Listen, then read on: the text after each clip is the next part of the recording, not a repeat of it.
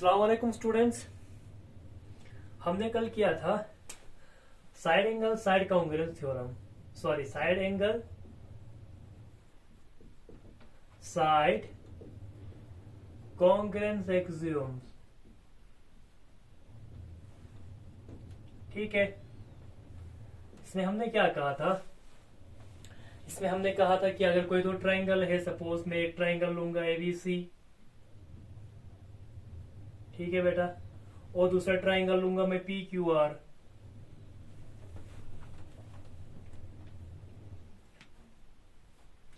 Okay बेटा, दूसरा triangle लूंगा पी क्यू आर।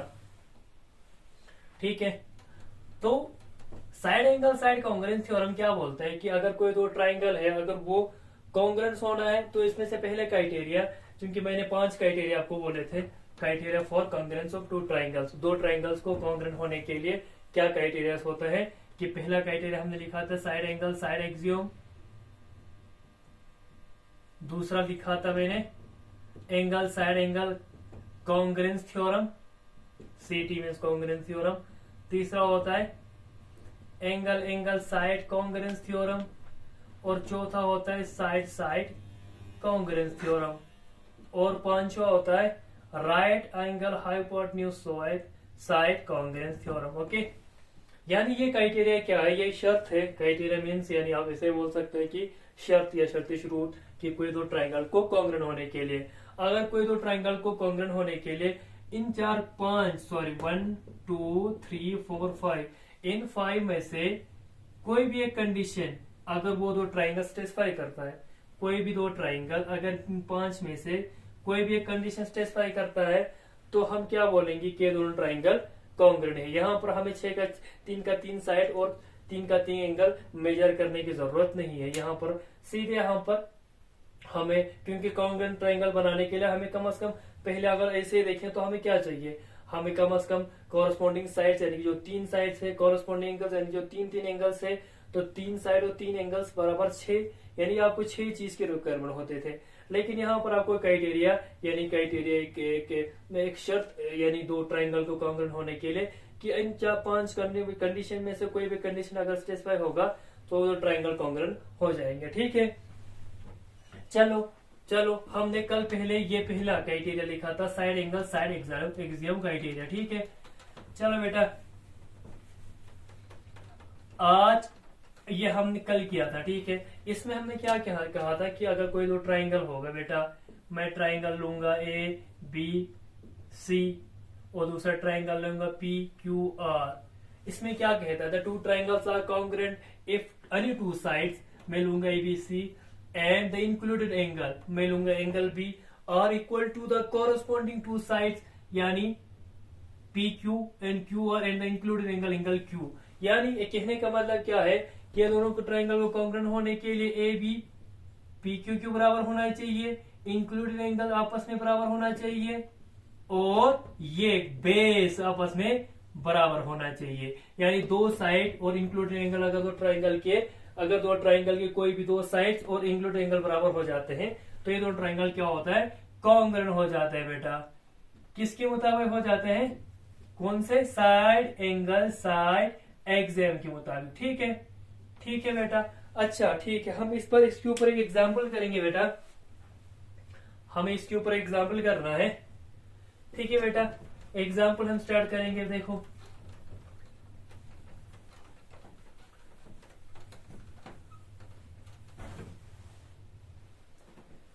ठीक है, एग्जाम्पल लिखो।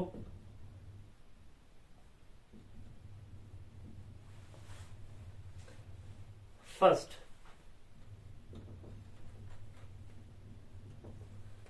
चलो एक मिनट,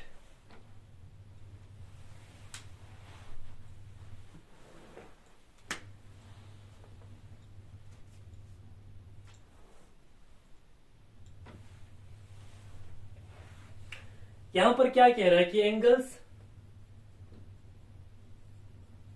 यह प्रूफ करना है बेटा। ठीक है, हमें प्रूफ करना है angles opposite to equal side of a triangle angles opposite side, angles opposite to sorry, angles opposite to equal side, equal side में दोबारा लिखूंगा, equal to opposite sorry angles opposite to equal sides of a triangle are also equal. Okay okay, इसको कैसे हम proof करेंगे? देखो हमें क्या इसमें दरअसल पहले लिखेंगे कि हमें यहां पर क्या बोला गया। देखो कि एक ट्रायंगल में अगर दो साइड है, अगर कोई भी दो इक्वल साइड है तो इक्वल साइड के अपोजिट जो एंगल्स है वो आपस में बराबर होंगे, इक्वल होंगे। यानी अगर मैं एक ट्रायंगल लूंगा, सपोज ए बी सी एक ट्रायंगल है, ओके बेटा, तो ए बी सी एक ट्रायंगल है, एक ट्रायंगल की कोई भी दो इक्वल साइड, सपोज में ए बी और ए सी को इस ट्रायंगल के ये दो साइड को मैं बराबर मानूंगा, यानी इस ट्रायंगल में ए बी सी ट्रायंगल में ए बी साइड बराबर है ए सी साइड के। तो हमें क्या प्रूव करना है बेटा? हमें प्रूव करना है angles opposite to equal side, इन इक्वल साइड्स के, इक्वल साइड के अपोजिट जो एंगल्स है वो आपस में बराबर होंगे। देखो ए बी के अपोजिट है एंगल सी और ए सी के अपोजिट है एंगल बी।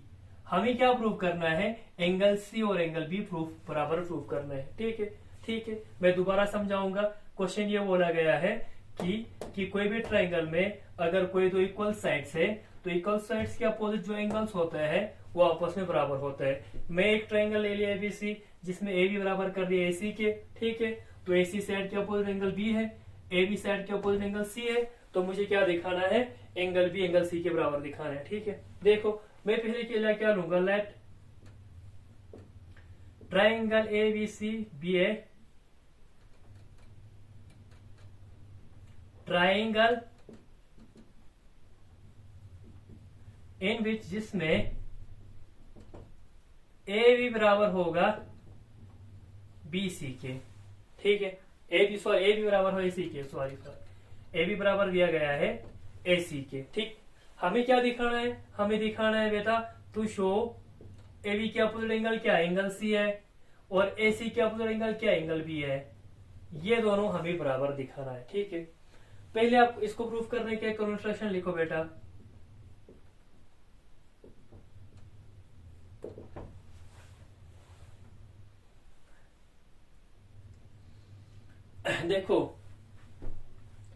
देखो बेटा, ड्रा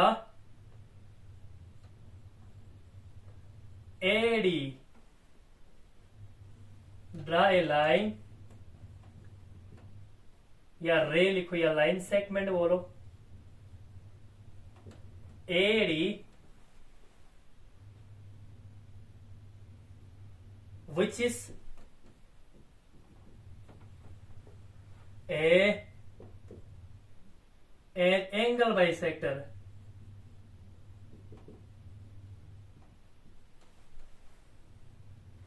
of angle A। ठीक है,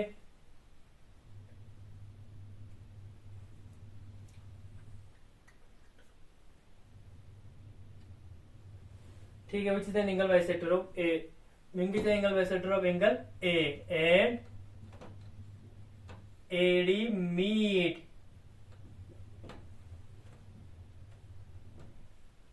BC साइड BC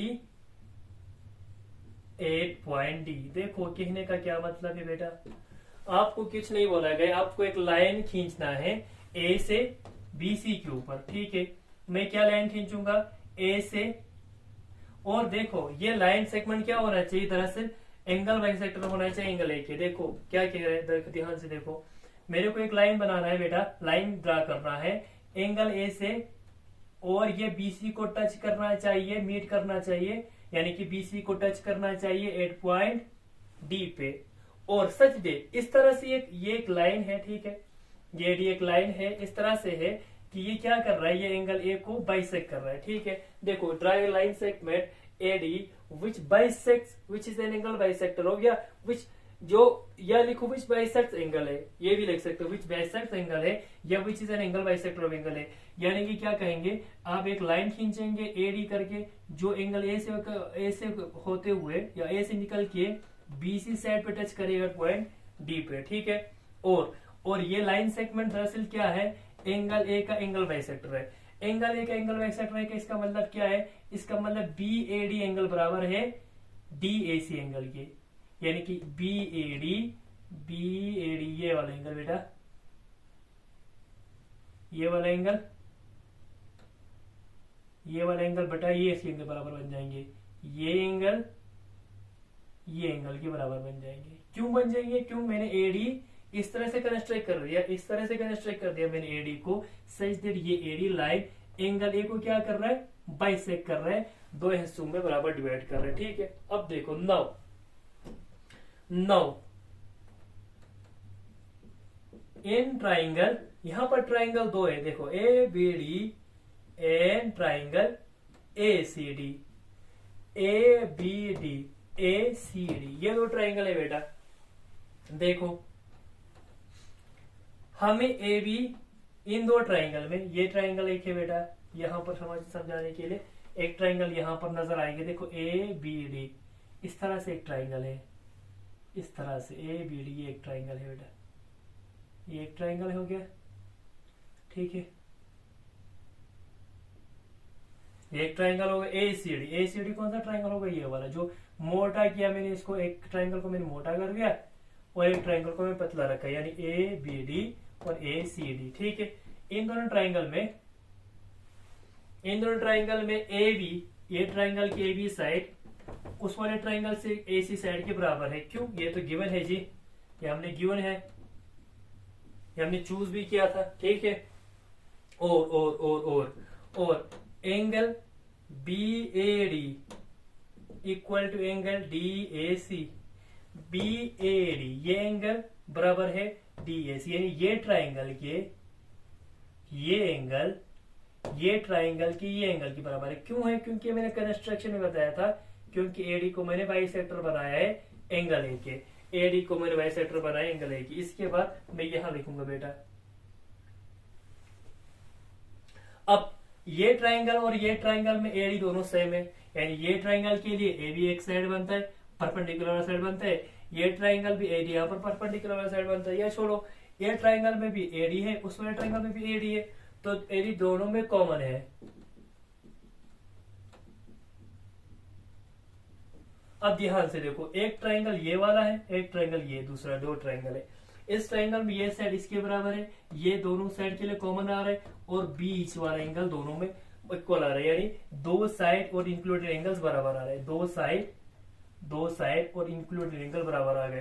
तो इसका मतलब ये दोनों ट्राइंगल क्या बनेंगे, कॉन्ग्रुएंट बनेंगे, ए बी डी कॉन्ग्रुएंट बन गए ट्राइंगल ए सी डी के। ये किसके मुताबिक बन गए, साइड एंगल साइड एक्सियम, जो मैंने पहले किया था। वहां पर क्या बोलते थे कि अगर कोई दो साइड और इंक्लूडेड एंगल दूसरे ट्राइंगल के कोई भी दो साइड और कॉरस्पॉन्डिंग साइड और इंक्लूडेड एंगल के बराबर बन जाता है, तो ट्राइंगल क्या होता है, कॉन्ग्रुएंट हो जाता है। यहाँ पर भी दो कॉरस्पॉन्डिंग साइड्स, ये साइड इसके और ये दोनों कॉमन है, और बीच वाला एंगल आपस में बराबर आ रहा है, तो ये दोनों ट्राइंगल क्या हो गए, कॉन्ग्रुएंट हो गए। अब कॉन्ग्रुएंट होने के बाद क्या होता है, बाकी जितने भी साइड होते हैं या एंगल्स बचते हैं वो आपस में बराबर बन जाते हैं। तो ये ट्राइंगल के और ये ट्राइंगल के ये एंगल आपस में बराबर बनेंगे। क्यों, क्योंकि ये दोनों ट्राइंगल कॉन्ग्रुएंट हो गए। कॉन्ग्रुएंट होने के बाद ये दोनों ट्राइंगल के जितने भी पार्ट रहते हैं वो कॉरस्पॉन्डिंग पार्ट होता है, और ये दोनों इक्वल हो जाते हैं, ठीक है। अब दोबारा बताऊंगा, ये दोनों ट्राइंगल कॉन्ग्रुएंट हो गए, कॉन्ग्रुएंट होने के बाद ये दोनों एंगल्स आपस में बराबर होंगे।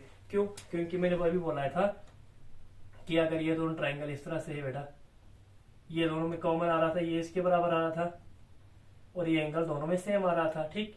ये दोनों ट्राइंगल ए बी डी है, ये ए सी डी है, ठीक है। अब ये दोनों ट्राइंगल है, ये देखो ये साइड इसके बराबर, ये साइड दोनों में कॉमन, बीच वाला एंगल आपस में बराबर है। तो इसके बाद बाकी जो एंगल बचते हैं, एंगल बी और एंगल सी भी आपस में बराबर बनेंगे। क्यों, क्योंकि दोनों कॉन्ग्रुएंट हो गए। कॉन्ग्रुएंट होने के बाद बाकी जितने भी पार्ट्स, चाहे वो साइड होगा या एंगल्स होगा, वो इक्वल होता है। क्यों, क्योंकि किसकी तहत होता है, सीपीसीडी की तहत, corresponding part of congruence triangle. वही हमें प्रूव करना था कि एंगल सी को एंगल बी के बराबर प्रूव करना था, बस वही हमने प्रूव कर दिया। एंगल बी को एंगल सी के बराबर प्रूव कर दिया। कि यहाँ पर क्या कहा था कि कोई भी इक्वल साइड होगा ट्राइंगल में, ट्राइंगल के, इसका मतलब क्या है, कोई भी ट्राइंगल्स होगा, इसका मतलब ये है, इसका मतलब ये है, इसका मतलब ये है कि इसका मतलब ये होगा कोई भी आप ट्राइंगल ले लो पी क्यू आर करके कुछ भी, तो इस ट्राइंगल में अगर आइसोसेलेस ट्राइंगल होगा, अगर ये ट्राइंगल आइसोसेलेस ट्राइंगल होगा माने इस ट्राइंगल में कोई भी तो साइड इक्वल होगा, तो इक्वल साइड के अपोजिट एंगल्स भी आपस में इक्वल हो जाता है। बस, थैंक यू वेरी मच। यहाँ तक ही पढ़ाना था, सॉरी, यहाँ तक ही पढ़ाना था। आज के लिए इतना काफी है। सी यू, खुदा हाफिज।